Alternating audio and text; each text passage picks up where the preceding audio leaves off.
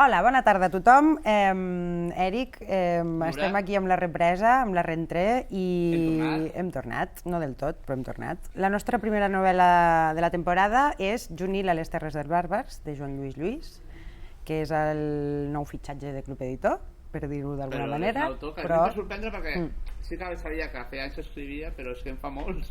Fa molts anys, sí. Té no sé quantes novel·les té, no sé. Bueno, jo em mirava i dic, clar, la primera és de l'any 93. Imagina't, hi ha gent que no ha nascut a l'any 93 i aquest home ja està escrivint. Hi ha gent que no ha nascut a l'any 93, certament.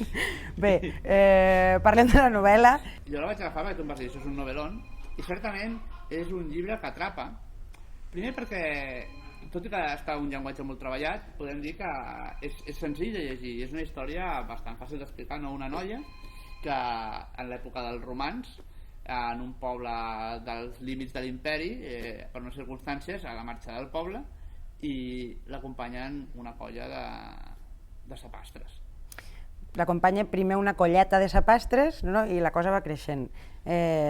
Sí, bueno, vull fer un apunt amb això que dius de la llengua, perquè per mi ha sigut com molt especial descobrir aquest català. O sigui, clar, el Joan Lluís Lluís és de la Catalunya Nord, és un català bastant especial i la novel·la està bastant impregnada d'això. Per mi hi ha hagut un descobriment de moltes formes catalanes molt interessants. Sí, suposo que també ell és de Catalunya Nord, però viu a no sé si viu per Banyoles o allà, vull dir que té molts registres. Sí. I a part és un llibre que parla del llenguatge. Exacte. Parlem d'una noia que creix, que es fa gran, com es diu allò en alemany, el Bildungsroman. El Bildungsroman, en llengua de Goethe. I en Joan Lluís Lluís penso que aquí li fa un homenatge a la importància de l'escriptura. Totalment. Bueno, no només de l'escriptura.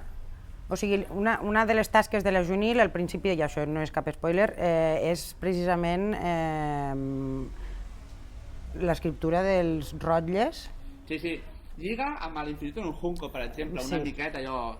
I sobretot és això, que vagin capítols molt curts, uns títols de capítols que tenen molta gràcia. Sí, però bueno, on volia anar és també que sí, que ella treballa amb l'escriptura, però també és molt interessant veure com aquesta colla, que va creixent a mesura que va avançant el viatge, van esquivant d'alguna manera tota la incomprensió que hi ha entre si, perquè estem a les terres dels bàrbars on les llengües són pluralíssimes i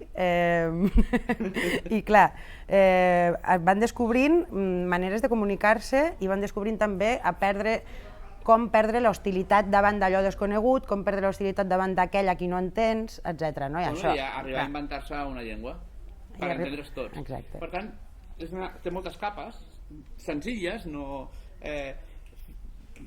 deixa de ser això una novel·la de viatge, de camí, però va entrar en tots aquests temes que hi vol parlar i els integra també que no te n'adones fins que ja els tens allà al mig i dius, hòstia, que guai aquesta escena que fas amb les pedres, no, per exemple. Sí. Per tant, podem deixar de recomanar la recomanem. La Juvenil a les Terres dels Bàrbars, fora de l'Imperi Romano.